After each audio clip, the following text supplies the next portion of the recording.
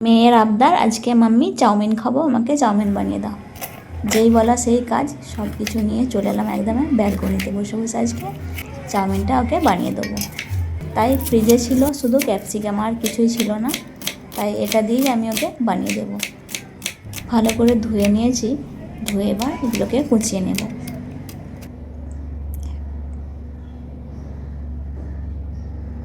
রসুনটাকেও কুচিয়ে নেব,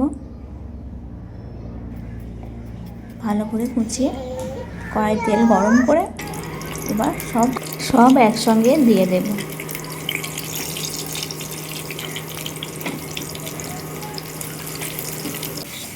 হালকা একটু নাড়াচাড়া করে নেব। এর মধ্যে দেব গোলমরিচের গুঁড়ো, সামান্য নুন আর সামান্য হলুদ, আর একটা ডিম ফেটিয়ে নিয়েছি, ভালো করে ঝুড়ি করে নেব।